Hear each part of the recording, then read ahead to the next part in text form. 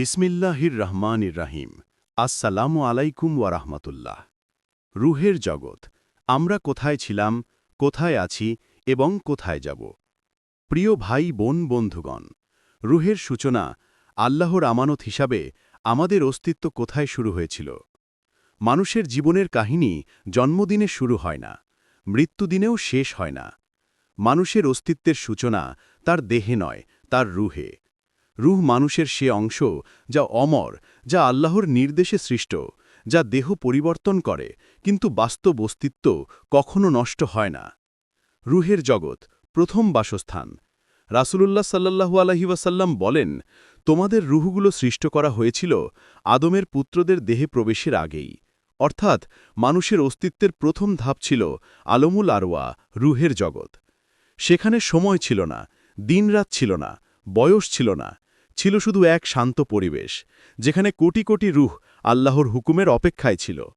সেই জগৎ ছিল ভয়হীন, পাপহীন, চিন্তাহীন, কষ্টহীন। রুহ জানত সে আল্লাহর সৃষ্ট, তার সামনে এক বিশাল যাত্রাপথ রয়েছে, দুনিয়া, বারজাক, হাসর, জান্নাত বা জাহান্নাম, আলামে আরওয়া ও আলামে মিসাক। পুরাণে আল্লাহ বলেন, আল্লাহ আদমের সন্তানদের কাছ থেকে অঙ্গীকার নিয়েছিলেন এবং বলেছিলেন, আমি কি তোমাদের রব নই? তারা বলেছিল, হ্যাঁ, আমরা সাক্ষ্য দিলাম। সূরা আরাফ, আয়াত ৭, ১৭২। এই মুহূর্তটিকে বলা হয় আলামে মিসাক, শপথের জগৎ। এখানেই আমাদের রুহ ঘোষণা করেছিল, ১. আল্লাহ আমাদের রব, ২. কেউ তার অংশীদার নয়, ৩. আমরা তার বিধান মানব, ৪. তার কথা সত্য। এটাই মানব জীবনের প্রকৃত শুরু। এই অঙ্গীকার ভুলে যায় দেহ, কিন্তু ভুলে যায় না রুহ। রুহের চরিত্র, কেন মানুষের হৃদয় আল্লাহকে খোঁজে? মানুষ যখন বিপদে পড়ে, মন ভারী হয়, বুক ব্যথা করে, কারণ ছাড়া। তার কারণ রুহের প্রকৃতি। রুহের জন্ম সেই জগতে যেখানে আল্লাহর নিকটতা ছাড়া অন্য কিছু ছিল না। এ কারণে মানুষ আল্লাহকে ভুলে গেলেও হৃদয়ের গভীরে এক শূন্যতা থাকে, যা আল্লাহ ছাড়া অন্য কিছুতে ভরে না। হজরত আলী রাদিয়াল্লাহু আনহু বলেন, হৃদয় আল্লাহর স্মরণ ছাড়া শান্তি পায় না, কারণ এতে রুহের খাদ্য রয়েছে। অতএব রুহের প্রকৃতি আল্লাহমুখী, দেহের খাদ্য থাকে দুনিয়ায়, রুহের খাদ্য আল্লাহর কাছে। রুহের অপেক্ষা, কেন আমাদের পৃথিবীতে পাঠানো হলো? আল্লাহ তাআলা ফেরেশতাদের বলেছিলেন, আমি পৃথিবীতে একজন প্রতিনিধি সৃষ্টি করতে যাচ্ছি। সূরা বাকারা ২, আয়াত ৩০। পৃথিবীতে পরীক্ষা নেওয়ার জন্যে রুহকে আলমে আরওয়াহা থেকে পাঠানো হয়েছিল। শপথ পূরণ হয় কিনা, রুহ তার আসল উদ্দেশ্য ভুলে যায় কিনা।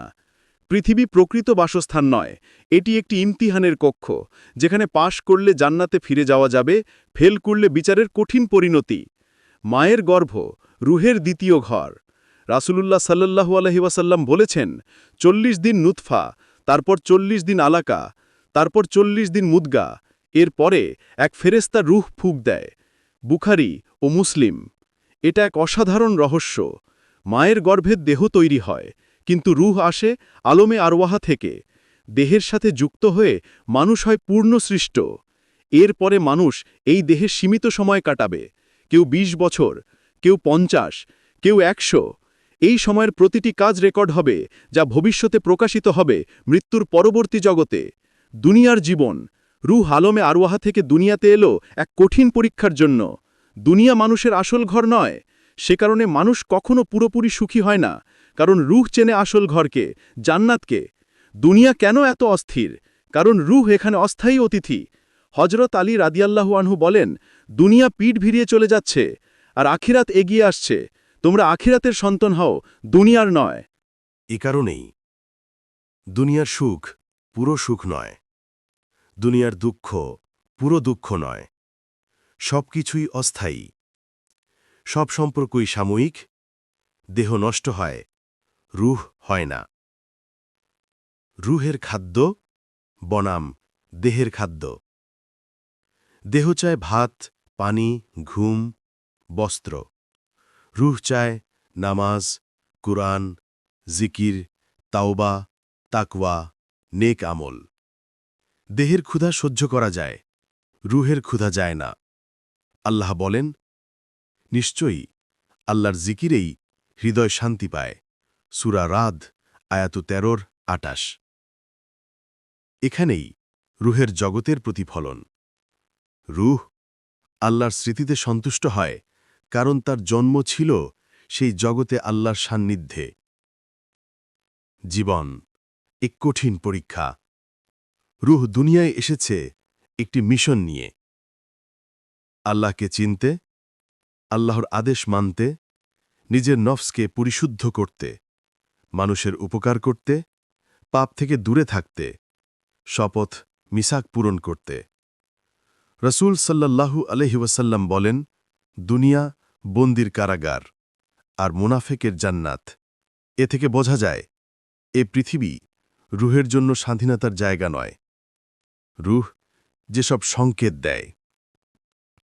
মানুষ যখন অকারণে মন খারাপ হয়, দুনিয়া ভালো লাগে না, অন্তরে উদ্বেগ বেড়ে যায়, ভালো কাজে আনন্দ পায়, খারাপ কাজে অপরাধ বোধ হয়, মৃত্যুর কথা মনে হয়, তখন বোঝা যায় রুহ তার আসল ঘরকে মনে করছে। মৃত্যু রুহের মুক্তি। মৃত্যু দেহের জন্য শেষ, কিন্তু রুহের জন্য নতুন দরজা। কোরআনে বলা হয়েছে, প্রত্যেক প্রাণ মৃত্যুর স্বাদ গ্রহণ করবে। মৃত্যু রুহের তৃতীয় জগতের সমাপ্তি। দুনিয়ার অধ্যায় শেষ, পরবর্তী অধ্যায় শুরু। মৃত্যু পরবর্তী যাত্রা, বারজাখ, হাসর, জান্নাত ও আসল গন্তব্য। মৃত্যুর পর রুহ কোথায় যায়? এ প্রশ্ন মানুষের সবচেয়ে বড় অজানা রহস্য। কুরআন ও হাদিস এই অধ্যায়কে পরিষ্কার করে ব্যাখ্যা করেছে। ১. মৃত্যুর মুহূর্ত, ফেরেস্তার আগমন। মৃত্যুর সময় এক বিশেষ ফেরেস্তা আসে, যার দায়িত্ব রুহ গ্রহণ করা। রাসূল সাল্লাল্লাহু আলাইহি ওয়াসাল্লাম বলেন, মুমিনের রুহ বের হয় পানির ঝর্ণার মতো সহজে, আর কাফিরের রুহ বের হয় দেহ ছিঁড়ে। মুমিনের জন্য মৃত্যু দীর্ঘ কারাবাস থেকে মুক্তি। ২. বারজাখ, মধ্যবর্তী জগৎ। মৃত্যুর পর যে জগতে মানুষ যায় তাকে বলা হয় বারজাখ। এটি এমন এক জগৎ যেখানে সময় ভিন্ন, যেখানে দেহ কবরস্থ কিন্তু রুহ জীবিত, যেখানে মুমিন শান্তিতে থাকে আর গুনাহগার সংকীর্ণ ও কষ্টে থাকে। হযরত আলী রাদিয়াল্লাহু আনহু বলেছেন, মানুষ ঘুমিয়ে আছে, মৃত্যু হলে জেগে ওঠে। বারজাখে রুহ তার দুনিয়ার কাজের ফল অনুভব করতে থাকে। ৩. হাসর, পুনরুত্থান। কিয়ামতের দিনে আল্লাহ দেহকে পুনরায় সৃষ্টি করবেন এবং রুহ তাকে ধারণ করবে। এদিন হিসাব হবে, আমলনামা দেওয়া হবে, সেতুতুল মিসান দাঁড়ানো হবে। নেককাররা নূর নিয়ে এগোবে, পাপীরা অন্ধকারে হারাবে। ৪. জান্নাত, রুহের আসল ঘর। রুহ জন্মেছিল শান্ত জগতে, জান্নাত সেই জগতের পরিপূর্ণ রূপ। কুরআনে বলা হয়েছে, তোমরা এতে থাকবে চিরকাল, যেখানে কষ্ট নেই, মৃত্যু নেই, ক্লান্তি নেই, দুঃখ নেই, বেদনা নেই।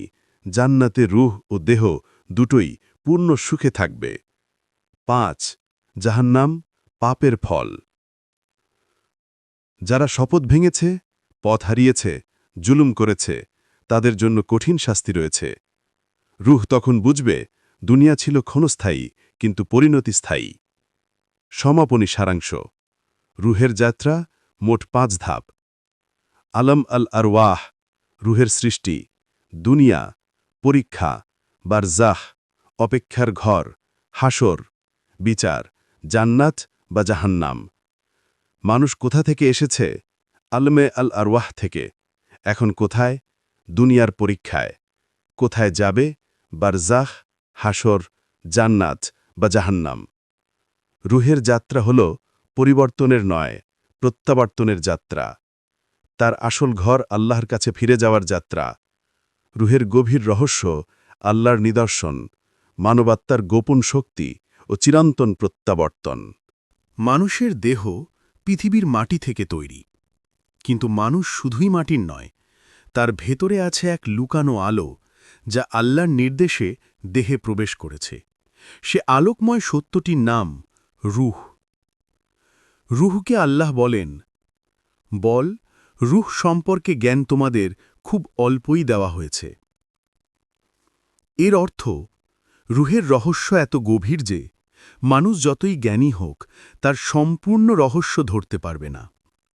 অর্ধেক, 1/3 সামান্যই জানা যায়, পুরোটা জানা অসম্ভব। তবুও আল্লাহ ও তার রাসূল সাল্লাল্লাহু আলাইহি ওয়াসাল্লাম রূহ সম্পর্কে এমন অনেক সত্য প্রকাশ করেছেন যা মানুষের জীবনকে নতুন আলোতে ভরিয়ে দেয়। আমরা সেই সত্যকে গভীরভাবে বিশ্লেষণ করব। 1. রূহ কেন আল্লাহর বিশেষ আমানত? রূহ দেহের কোনো অঙ্গ নয়, এটি দেহের ভেতরে থাকলেও দেহের মতো নয়। দেহ ক্ষুধা অনুভব করে, ক্লান্ত হয়, বয়স বাড়ে, অসুস্থ হয়, মরে যায়। রূহ ক্ষুধা পায় না দুনিয়ার খাবারে, ক্লান্ত হয় না, বয়স বাড়ে না, অসুস্থ হয় না, কখনো মরে না। তাই রূহকে আল্লাহ অমানত বলেছেন। রসূল সাল্লাল্লাহু আলাইহি ওয়াসাল্লাম বলেন, তোমাদের দেহ আল্লাহর অমানত আর রূহও আল্লাহর অমানত। এ অমানত মানুষের কাছে দেওয়া হয়েছে যাতে সে পরীক্ষা দেওয়া অবস্থায় এটিকে পবিত্র রাখে, অর্থাৎ পাপ দিয়ে নষ্ট না করে, গুনাহ দিয়ে ভারী না করে, আল্লাহর অবাধ্যতায় অন্ধ না করে। 2. রূহের ক্ষমতা, মানুষের অন্তরের আলোর উৎস। মানুষের মধ্যে এমন কিছু অনুভূতি আছে, হঠাৎ কোনো কাজ ভুল মনে হওয়া, হঠাৎ সত্য মিথ্যার বোধ জেগে ওঠা, বিপদের আগে অন্তর অস্থির হয়ে যাওয়া, গুনাহের পর অপরাধবোধ, নামাজ পড়লে শান্তি, কুরআন শুনলে কান্না, এগুলো সব রূহের ক্ষমতা। হযরত আলী রাদিয়াল্লাহু আনহু বলেন, রূহ যখন পবিত্র থাকে সত্যকে চেনে, যখন ময়লা হয় সত্যকে ভুলে যায়। রূহের আলো কমে গেলে মানুষ ভুল পথে চলে যায়, আলো বাড়লে সে সঠিক পথে ফিরে আসে। এই আলো বাড়ে নামাজে, জিক্রে, তাকওয়ায়, কুরআনে, সৎ কাজে, পাপ বর্জনে, রোজায়, সাদাকায়। আর কমে গুনাহে, অহংকারে, আল্লাহর অবাধ্যতায়, মন্দ কাজে, হারামে, শয়তানের অনুসরণে। 3. রূহের কান্না, পাপের পরে অন্তরে চাপ কেন বাড়ে? মানুষ যখন কোনো পাপ করে তার অন্তরে যে ভারী অনুভূতি তৈরি হয় সেটি দেহের দ্বারা নয়, রূহের দ্বারা। কুরআনে আল্লাহ বলেন, গুনাহ মানুষের হৃদয়ে কালো দাগ তৈরি করে। এক ব্যক্তি হযরত আলীর কাছে এসে বললেন, আমি যে পাপ করি আমার মন খুব কষ্ট পায়। তিনি বললেন, এটাই রূহের জীবিত থাকার প্রমাণ, অর্থাৎ রূহ মৃত হয়ে গেলে পাপ করেও আর কোনো দুঃখ লাগত না। 4. রূহের রাত, স্বপ্নের রহস্য, ঘুম কি ছোট মৃত্যু? আল্লাহ বলেন, আল্লাহ রাতের ঘুমে প্রাণগুলো নিয়ে নেন। সূরা জুমার আয়াত 39। এ আয়াতে প্রাণ বলতে রূহকেই বোঝানো হয়েছে, অর্থাৎ ঘুমের সময় রূহ পুরো দেহে থাকে না, সে আংশিকভাবে বের হয়, শুধু জীবন ধারণের সংযোগ রেখে যায়। ঘুমকে এই কারণে বলা হয় ছোট মৃত্যু। আর স্বপ্ন, এটিও রূহের আরেক রহস্য। স্বপ্ন 3 ধরনের হয়: রূহের দেখা সত্য স্বপ্ন, শয়তানের ভয় দেখানো স্বপ্ন, মানুষের চিন্তাধারার প্রতিফলন। সত্য স্বপ্ন, রূহের কাছে আল্লাহর পক্ষ থেকে পাঠানো ইশারা। রাসূল সাল্লাল্লাহু আলাইহি ওয়াসাল্লাম বলেন, মুমিনের স্বপ্ন নবুয়তের 76 অংশের একটি অংশ। সেই কারণে কিছু সত্য স্বপ্ন ভবিষ্যতের আভাস দেয়। 5. মৃত্যুর পর রূহ কোথায় থাকে, আরও গভীর ব্যাখ্যা। আগের পর্বগুলোতে আমরা বুঝেছি দেহ কবরস্থ, কিন্তু রূহ কবরের জগৎ বারজাখে থাকে। রূহ সেখানে শাস্তি বা শান্তি দুই অনুভব করে। এবার আসি আরও গভীর সত্যে। মুমিনের রূহ কোথায় থাকে? হাদিসে আছে, মুমিনের রূহ সবুজ পাখির আকারে জান্নাতের গাছে থাকে, অর্থাৎ সে খায়, ঘোরে, স্বাধীনভাবে থাকে, জান্নাতের বাগানে থাকে। এই অবস্থাকে আলেমরা বলেন অস্থায়ী জান্নাত। শহীদের রূহের অবস্থান। রাসূল সাল্লাল্লাহু আলাইহি ওয়াসাল্লাম বলেন, শহীদদের রূহ সবুজ পাখির রূপে আরশের নিচে থাকে। এটা সর্বোচ্চ সম্মানের জায়গা। 6. রূহ কি দেহকে চেনে? হ্যাঁ। হাদিসে আছে, রূহ কবরস্থ দেহকে চিনে। মানুষ দেহ দেখতে না পেলেও রূহ ঠিকই জানে সে কার দেহ। তাই মুমিন কবরের শীতলতা অনুভব করে, গুনাহগার সংকীর্ণতা অনুভব করে। 7. রূহ কি পরিবারের খবর জানতে পারে? হাদিসে আছে, মৃতরা তাদের পরিবারের অবস্থা দেখতে পারে কিনা এই বিষয়ে সুস্পষ্ট ব্যাখ্যা নেই। তবে সাহাবাদের বক্তব্য অনুযায়ী মৃতরা কিছু খবর জানতে পারে, বিশেষ করে তাদের জন্য করা সাদাকা ও দোয়া সম্পর্কে। মৃতরা সবচেয়ে খুশি হয় যখন তার নামে দোয়া করা হয়, সাদাকা করা হয়, কুরআন খতম করা হয়, মাগফিরাত চাওয়া হয়। ৮ রুহে শয়তান প্রভাব ফেলতে পারে? হ্যাঁ, শয়তান দেহকে নয়, রুহকে প্রভাবিত করতে চায়। তার লক্ষ্য মন কালো করা, ঈমান দুর্বল করা, নফসকে শক্তিশালী করা, পাপকে আকর্ষণীয় করা। কিন্তু তার প্রবেশপথ একটাই। দ্বার খুলে দিলে সে প্রবেশ করে, দ্বার বন্ধ রাখতে হয়। নামাজে, জিকিরে, কুরআনে, তাকওয়ায়। জিকির হল রুহের ঢাল। ৯ রুহ কেন দুনিয়াকে বারবার মনে করিয়ে দেয় যে এখানে তোমার ঘর নয়?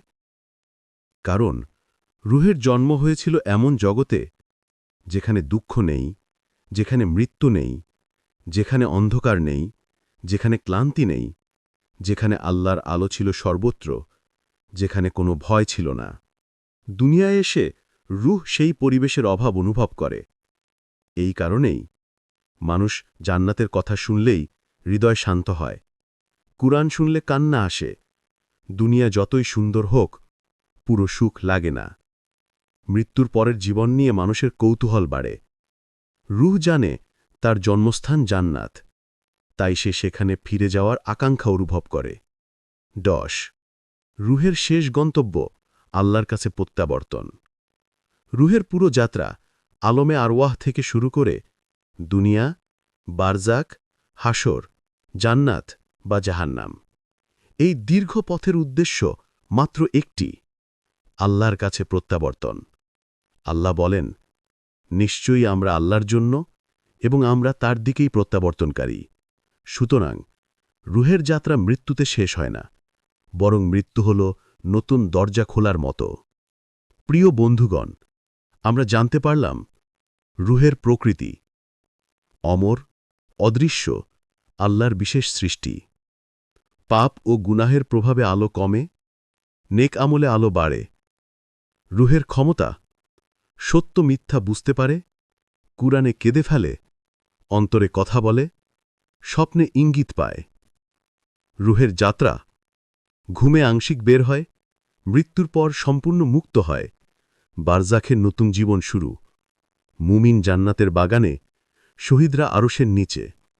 রুহের প্রত্যাবর্তন দুনিয়া তার আসল ঘর নয়, জান্নাতেই তার জন্মস্থান, আল্লাহর তার পরম শান্তি। হে আল্লাহ, আমাদের রূহ অর্থাৎ আত্মাকে ঈমানী শক্তি দান করো, আমরা যেন দুনিয়ার সকল পরীক্ষায় উত্তীর্ণ হতে পারি এবং সব শেষে যেন মুমিন হয়ে মৃত্যুবরণ করতে পারি। আমিন ইয়া রব্বাল আলামিন। ভিডিওটি এতক্ষণ দেখার জন্য আপনাকে অসংখ্য ধন্যবাদ। ভালো লাগলে লাইক, শেয়ার এবং ফলো দিয়ে উৎসাহিত করবেন এবং সাবস্ক্রাইব করে পাশে থাকবেন, যাতে এই ধরনের ভিডিও আপনাদের কাছে পৌঁছে দিতে পারি এবং এই রকম ভিডিও দেখে আমাদের অন্তর আত্মাকে পরিশুদ্ধ করতে পারি। আসসালামু আলাইকুম ওয়া রাহমাতুল্লাহ।